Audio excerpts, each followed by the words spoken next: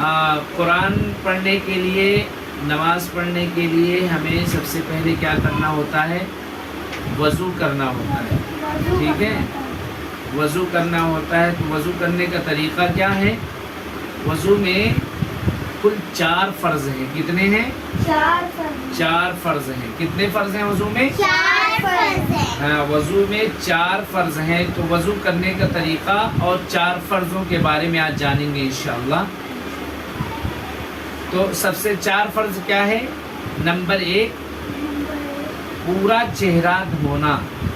Number 1, पूरा चेहरा धोना। अब चेहरा कहाँ से कहाँ तक? ये पेशानी, इसको कहते हैं पेशानी। पेशानी के बालों से लेकर के ये थोड़ी के नीचे तक, एक कान के लौ से दूसरे कान की लौ तक पूरा चेहरा धुलना, ये फ़र्ज़ क्या है? फ़र्ज़ है। इसका धोना कंपलसरी है, मतलब ज़रूरी है। अगर आप चेहरा नहीं धुलते हैं, आप हाथ धुल करके और सर का मसा करके और पैर धुल करके आप ये समझिए कि वज़ू हो गया, तो नहीं हुआ। चेहरा धुलना ज़रूरी है, फ़र्ज़ है, समझे ना? उसके बाद दूसरे नंबर पे आता है हाथ धोना। दोनों हाथ, इसको बोलते हैं कोहनी। दोनों हाथ कोहनियों समेत धोना पूरा। ये पूरा, ये यहाँ से लेके पूरा, यहाँ से लेके पूरा यहाँ तक। पहले राइट हैंड धुलेंगे, यानी दाहिना हाथ धुलेंगे, फिर बायां हाथ यानी लेफ्ट हैंड, ठीक है? ये पूरा, ये 2 हो गया। पहला क्या? पूरा चेहरा धोना है। पेशानी के बालों से लेके थोड़ी के नीचे तक, एक कान की लौ से दूसरे कान की लौ तक पूरा चेहरा धुलना, बराबर। नंबर 2, दोनों हाथ कोहनियों समेत धोना। दोनों हाथ, हाँ, दोनों हाथ कोहनियों समेत धोना। ऐसा धोना ठंडक के मौसम में क्या होता है, फटाक से इसे पानी डालते हैं तो पानी ऊपर से निकल जाता है, तो अंदर जो है सूखा रह, चमड़ी, ये जो हमारा चमड़ा है ना, ठंडक के मौसम में सिकुड़ती है, तो यहाँ पे क्या होता है, पानी पहुँचता नहीं है, तो वो जगह सूखी रह जाती है। तो इसका हमें बहुत ध्यान देना है, समझे ना? या किसी किसी की जिल्द जो है, किसी किसी की चमड़ी जो है खुश्क होती है, सूखी होती है, तो वो भी अगर सरसरी तौर पे अगर ऐसी पानी डालेंगे तो पानी ऊपर से निकल जाएगा, वो जगह भीगेगी नहीं। तो उसको अच्छे तरीके से उसको मल करके धुलना, ताकि हर जगह पानी पहुंच जाए और हाथ पूरा भीग जाए, ठीक है? नंबर 2 हो गया। नंबर 3, सर का मसाह करना। नंबर 3, सर का मसाह करना। ये पूरा सर का मसाह करना, समझे ना? नंबर 3 क्या है? सर का मसाह करना, बराबर। हाँ, ये भी फ़र्ज़ है, सर का मसाह करना भी फ़र्ज़ है। और नंबर 4 क्या है? दोनों पाँव टखनों समेत धुलना। तो पाँव में भी बहुत एहतियात की ज़रूरत है। पाँव धुलने के वक्त हमें बहुत एहतियात से धुलना चाहिए। हम सरसरी तौर पे नल खोल देते हैं, नल खोल करके पानी गिराते हैं, तो पानी गिराते हैं तो जिल्द सूखी होने की वजह से, खुश्क होने की वजह से पानी ऊपर से निकल जाता है, अंदर भीगता नहीं है। तो इसी तरीके से, मतलब जिस तरीके से हाथ को मल करके धुलना है, उसी तरीके से आपको पैर को भी अच्छे तरीके से धुलना है। पैर को भी अच्छे तरीके से धुलना है, और जो कोई जगह सूखी ना रह जाए, इस तरीके से वज़ू करेंगे। तो ये 4 फ़र्ज़ वज़ू में हैं, समझे ना? 4 फ़र्ज़ के बगैर वज़ू नहीं होगा। 4 फ़र्ज़ में से अगर एक भी फ़र्ज़ को छोड़ देते हैं तो हमारा वज़ू नहीं होगा। जब हमारा वज़ू नहीं होगा तो हमारी नमाज नहीं होगी, समझे ना? जो हम नमाज, अल्लाह की सबसे बेहतरीन इबादत जो है वो कौन सी है? नमाज है। ज़िक्रुल्लाह में सबसे बेहतरीन ज़िक्र अल्लाह का जो है वो कुरान की तिलावत है, और सबसे ज़्यादा महबूब इबादत अगर कोई अल्लाह के नज़दीक है तो उस नमाज है, समझे ना? تو نماز پڑھنے کے لیے ہمیں وضو کرنا ہے، تو وضو صحیح ہونا چاہیے. ہم جو ہے وضو میں بہت لاپرواہی کرتے ہیں. وضو گئے فٹافٹ منہ دھلے، ہاتھ دھلے، تو اس طریقے سے جلد بازی میں ہمارے جو ہے ہاتھ یا چہرے پہ جو ہے کوئی جگہ اگر سوکھی رہ جاتی ہے تو پھر وضو ہوتا نہیں. سمجھے نا؟ سمجھ گئے بیٹا؟ تو وضو کو اچھی طریقے سے کرنا. اور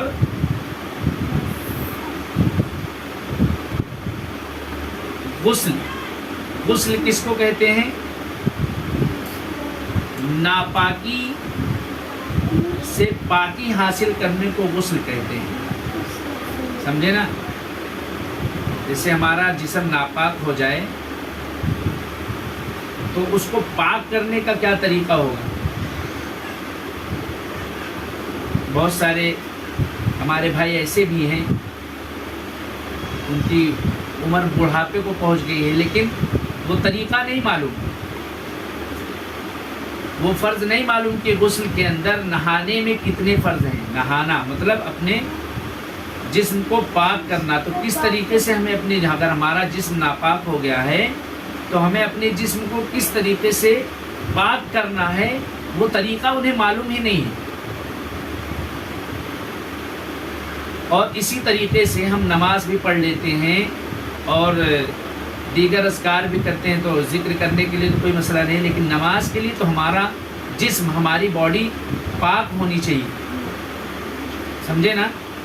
اگر ہمارا جسم پاک نہیں ہے تو ہماری نماز ہوگی نہیں، نماز ہوگی. میں اگلی بار انشاءاللہ بتاؤں گا نماز میں کل کتنے فرض ہیں. تو نماز میں 13 فرض ہیں. سمجھے نا؟ ہاں، 6 اندر کے ہیں اور 7 باہر کے ہیں. اور 7 باہر کے ہیں. تو وہ جو 7 باہر کے ہیں نا، اس کے اندر جسم کا پاک ہونا ہے. یعنی جسم، ہماری باڈی اگر پاک نہیں ہے تو ہم نماز نہیں پڑھ سکتے. سمجھے نا؟ تو غسل کرنے میں یعنی نہانے میں 3 فرض ہیں. کتنے؟ 3. ہاں. نمبر 1 کیا ہے؟ دھیان سے سنیے، اس کو اچھے طریقے سے دماغ میں بٹھائیے. نمبر 1، منہ بھر کر کے کلی کرنا.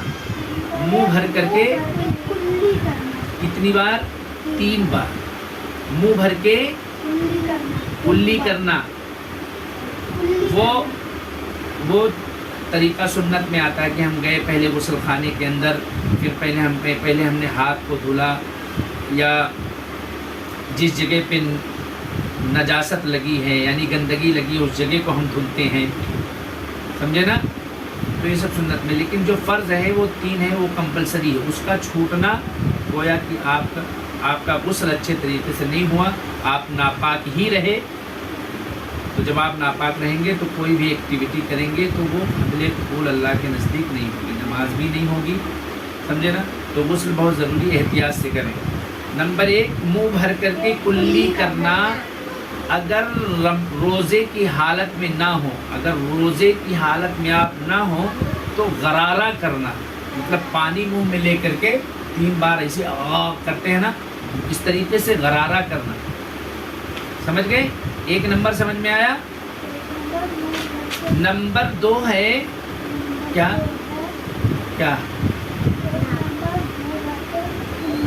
ہاں، 1 نمبر منہ بھر کے کلی کرنا. اگر روزہ نہ ہو تو غرارہ بھی کرنا. ٹھیک. نمبر 2 ہے ناک میں پانی ڈالنا. ناک میں پانی ڈالنے سے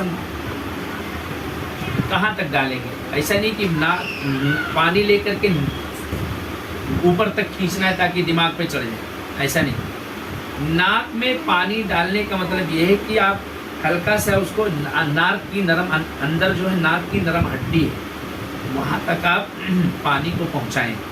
برابر 3 بار.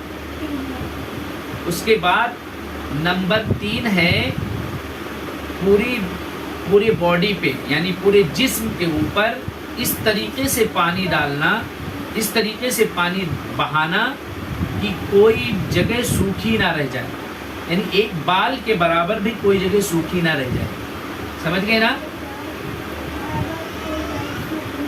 سوکھی نہ رہ جائے۔ اس طریقے سے ہم غسل کریں گے تو ہمارا غسل یعنی ناپاکی سے ہم پاکی حاصل کر پائیں گے، سمجھ گئے نا؟ اس طریقے سے ہمارا جسم، ہماری باڈی پاک ہوگی، پھر ہم جا کر کے نماز پڑھ سکتے ہیں، سمجھ گئے نا؟ تو یہ دونوں بنیادی چیزیں بہت ضروری ہیں۔ پہلا وضو، نہانا یعنی اپنی باڈی کو پاک کرنا، ناپاکی سے پاکی حاصل کرنا، اور اس کے بعد آتا ہے کہ اب ہم نماز کے لیے جائیں گے، ہماری باڈی پاک ہو گئی، اب ہم نماز کو جائیں گے تو وضو کرنا، سمجھے نا؟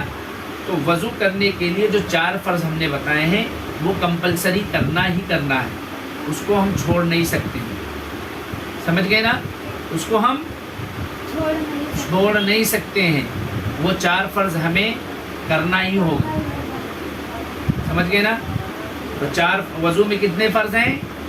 میں اپنی بات کو واپس دہراتا ہوں، پھر سے سنیے۔ وضو میں کتنے فرض ہیں؟ 4 فرض ہیں۔ نمبر 1، پیشانی کے بالوں سے لے کر کے تھوڑی کے نیچے تک، ایک کان کی لو سے دوسرے کان کی لو تک پورا چہرہ دھلنا، برابر۔ نمبر 2، دونوں ہاتھوں کو کوہنیوں سمیت دھلنا کہ کوئی بھی جگہ سوکھی نہ رہ جائے۔ اور نمبر 3، چوتھائی سر کا مسح کرنا۔ سر کا مسح کرنا بھی فرض ہے، یہ دھیان رکھیں، سمجھ گئے نا؟ اس کے بعد نمبر 4 آتا ہے، دونوں پاؤں کو ٹخنے سمیت دھلنا، سمجھ گئے نا؟ ٹخنا کس کو بولتے؟ یہ پیر ہے آپ کا، یہ پیر آپ کا ہے، اس کو ٹخنا بولتے ہیں۔ ہاں، اسی لیے کہا جاتا ہے نا کہ اپنے لنگی یا پائجامے کو یا پینٹ کو یا شلوار کو مردوں کے لیے ہے کہ وہ ٹخنے سے اوپر پہنے، ٹخنے سے اوپر پہنے، کیونکہ ٹخنے سے نیچے ہمارا ازار، لنگی یا پینٹ یا شلوار یا جو بھی کچھ ہم پہنتے ہیں، وہ اگر ہمارا ٹخنے سے نیچے رہتا ہے تو ہمیں کنٹینیو گناہ ملتا ہے، ایسا نہیں کرنا چاہیے۔ تو مردوں کو کیا چاہیے کہ وہ اپنے پینٹ یا پیجامے کو یا لنگی پہنتے ہیں تو ان کو ٹخنے سے اوپر ہی رکھنا ہے، یہ بہت بڑا گناہ ہے، سمجھے نا؟ ٹخنے سے اوپر۔ اور عورتوں کو، بچیوں کو پورا ڈھکنا ہے، ان کو ٹخنا نہیں کھولنا ہے، سمجھ گئے نا؟ ان کا پورا، ہاں پورا ڈھکا رہے گا۔ ان کو جو ہے، لڑکیوں کو، عورتوں کو، ان کا بال بھی نہیں دکھنا چاہیے۔ یہ صرف فیس، جیسے چھوٹے بچے، چھوٹی بچیاں ہیں تو یہ فیس، ہاں، باقی یہاں تک ہاتھ، یہاں تک کپڑا پہننا، یہ سب بھی صحیح نہیں ہے، سمجھ گئے نا؟ لڑکوں کے لیے میں نے کیا بتایا؟ ٹخنوں سے اوپر پہننا ہے، اور لڑکیوں کو ٹخنے کے نیچے رکھنا ہے، اور پورا یہاں سے لے کے یہ پورا ٹخنا تک پوری باڈی جو ہے ڈھکی ہوئی ہونی چاہیے۔ بال بھی نہیں کھلا ہونا چاہیے، بال بھی اگر مطلب بال بھی کھولنا گناہ ہے، سمجھ گئے نا؟ ہاں، تو یہ 4 فرض ہو گئے۔ اب غسل میں کتنے فرض ہیں؟ 3 فرض ہم نے بتائے، کون کون سے بتائیے آپ؟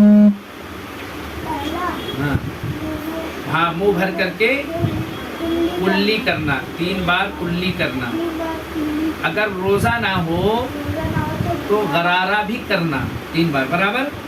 نمبر 2 کیا ہے؟ ناک کی نرم ہڈی تک پانی پہنچانا، برابر۔ اور نمبر 3، پورے جسم کے اوپر اس طرح پانی ڈالنا کہ بال کے برابر بھی کوئی جگہ سوکھی نہ رہے، समझ गए ना। उम्मीद करते हैं इंशाल्लाह आप लोगों को ये बात समझ में आ गई होगी।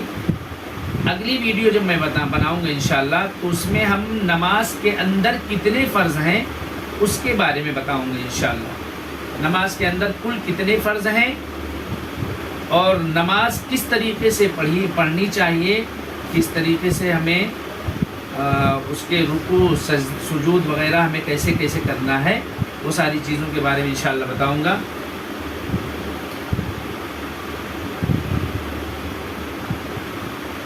तो नाज़रीन, हम उम्मीद करते हैं कि ये वीडियो आप लोगों को पसंद आई होगी और कमेंट के ज़रिए से अपनी राय ज़रूर दें ताकि हमारी हौसला अफजाई भी हो। और वीडियो को हम ख़त्म करते हैं और आखिर में अल्लाह ताला से दुआ करते हैं कि बारी ताला हमारी छोटी सी कोशिश को अपनी बारगाह में कबूल फरमा।